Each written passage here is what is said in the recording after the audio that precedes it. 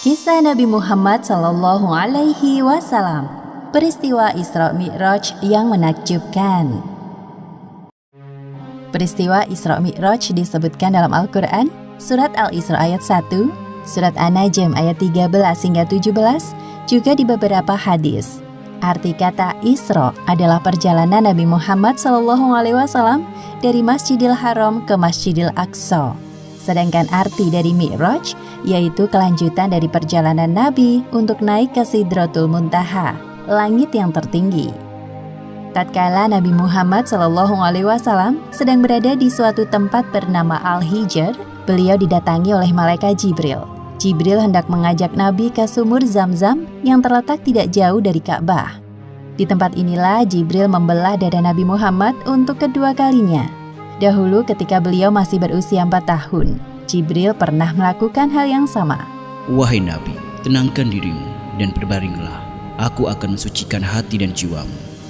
Pembelahan dada Nabi kali ini dilakukan sebagai persiapan untuk bertemu dengan Allah Subhanahu wa Ta'ala.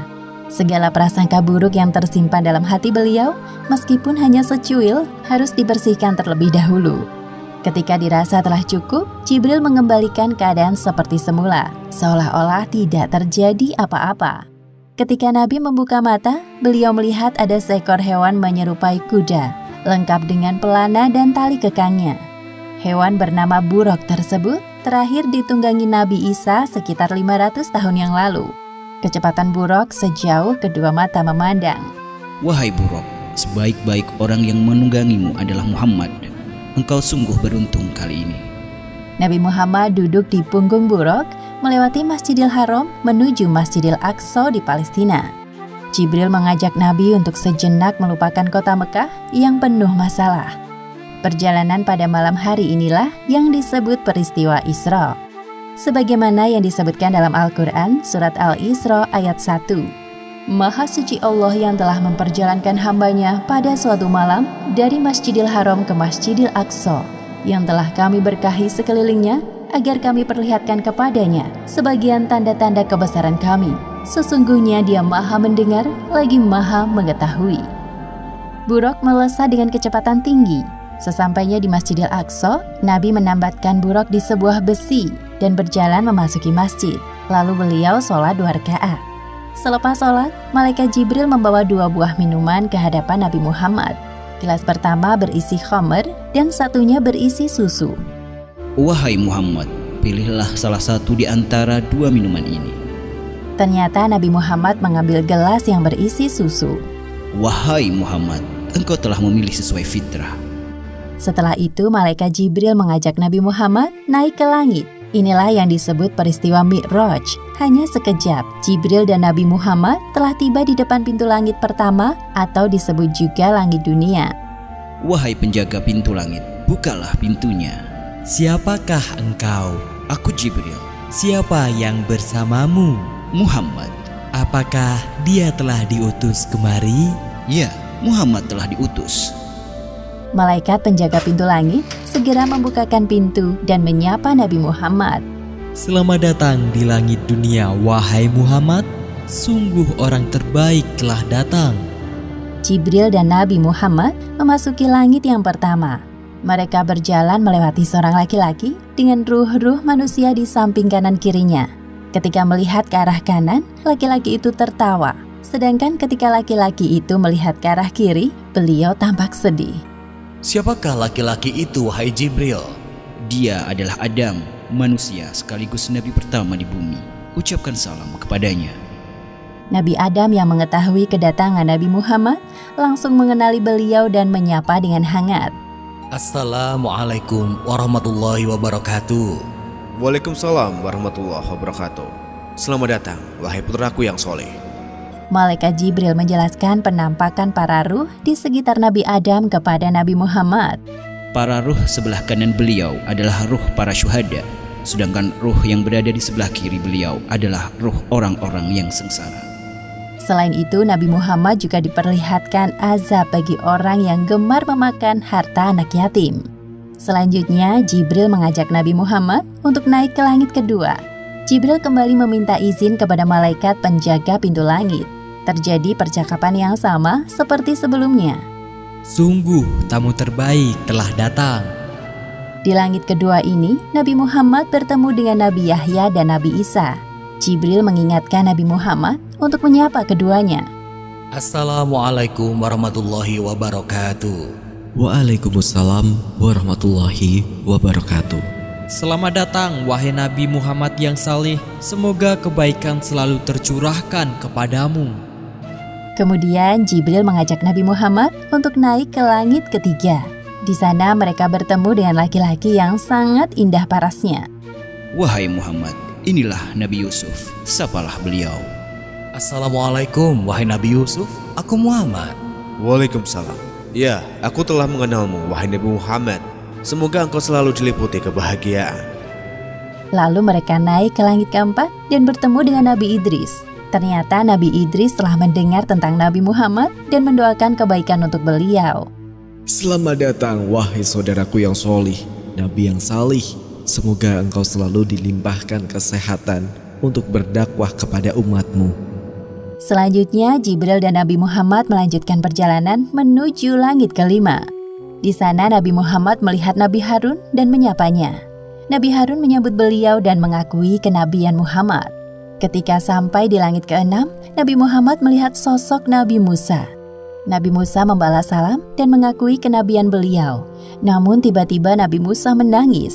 Jibril yang penasaran bertanya kepadanya, Wahai Musa, mengapa engkau menangis? Aku menangis karena ternyata ada nabi yang diutus setelahku, tapi umatnya lebih banyak yang masuk surga dibandingkan umatku.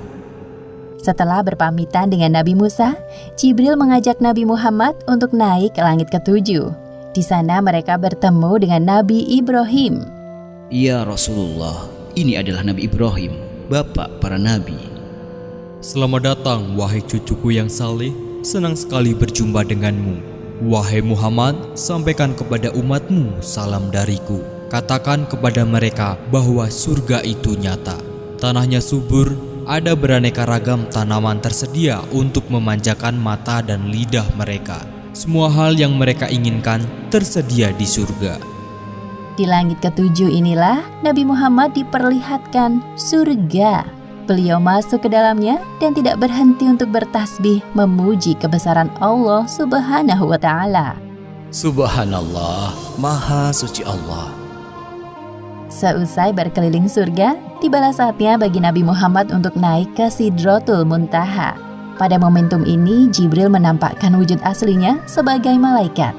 Wahai Rasulullah, sebentar lagi engkau akan bertemu dengan sang penciptamu. Namun, aku tidak bisa mengantarmu. Sebagaimana yang disebutkan dalam Al-Quran Surat An-Najm ayat 13 hingga 18. Dan sesungguhnya Muhammad telah melihat Jibril itu dalam rupanya yang asli pada waktu yang lain, yaitu di Sidratil Muntaha. Di dekatnya ada surga tempat tinggal. Muhammad melihat Jibril ketika Sidratil Muntaha diliputi oleh sesuatu yang meliputinya. Penglihatannya, Muhammad tidak berpaling dari yang dilihatnya itu dan tidak pula melampauinya. Sesungguhnya dia telah melihat sebagian tanda-tanda kekuasaan Tuhannya yang paling besar. Tiba-tiba Nabi Muhammad dinaikkan lagi menuju Allah Subhanahu wa Ta'ala. Tubuhnya mendekat kepadanya dalam jarak yang tidak jauh. Namun Nabi Muhammad tidak dapat melihat Allah Subhanahu wa Ta'ala secara langsung. Beliau melihat Allah Subhanahu wa Ta'ala dengan hatinya. Pada saat itulah Allah Subhanahu wa Ta'ala mewajibkan hambanya untuk sholat 50 kali sehari semalam.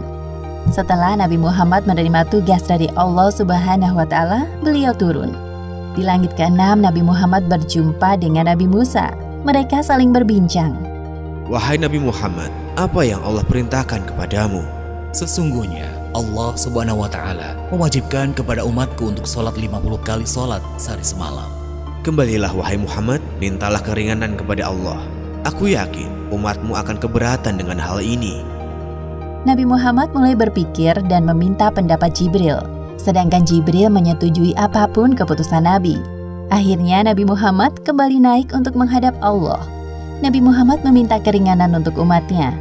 Maka Allah Subhanahu wa Ta'ala meringankannya menjadi 10 waktu sholat.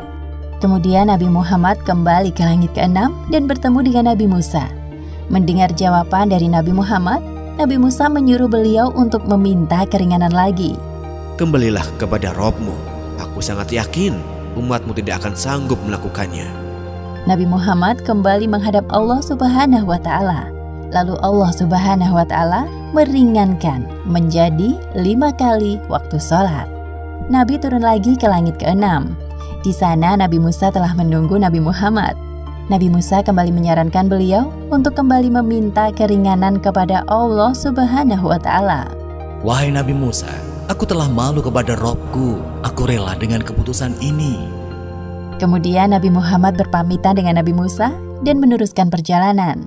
Ketika itu terdengar suara dari langit. Wahai Muhammad, engkau telah menyetujui farduku dan aku telah memberikan keringanan untuk para hambaku. Perintah sholat 5 waktu nilai pahalanya sama seperti 50 waktu dalam sehari semalam. Allah Subhanahu wa Ta'ala sangat menyukai ibadah sholat karena membuat umatnya terus ingat kepadanya. Serangkaian perjalanan Isra Mi'raj Nabi Muhammad akhirnya usai. Setibanya di Masjidil Aqsa, Malaikat Jibril menghadirkan para ruh nabi-nabi terdahulu untuk menjadi makmum sholat Nabi Muhammad. Setelah itu, Nabi Muhammad naik ke punggung buraq untuk kembali ke Mekah dan tiba di sana sebelum pagi hari. Demikianlah akhir kisah peristiwa Isra Mi'raj yang menakjubkan. Hikmah yang dapat kita ambil dari kisah ini diantaranya: pertama, peristiwa Isra Mi'raj merupakan sebuah penghormatan dan penghibur bagi Nabi Muhammad setelah ditimpa ujian yang bertubi-tubi, seperti ditinggalnya Abu Thalib, Khadijah, penyerangan penduduk Taif. Namun beliau berhasil melewati semua itu dengan sabar dan tawakal. Kedua, hendaknya kita bergegas melaksanakan sholat ketika telah masuk waktu, karena Nabi Muhammad telah meminta keringanan kepada Allah Subhanahu wa Ta'ala untuk sholat hanya 5 kali sehari semalam. Wallahu a'lam bishawab.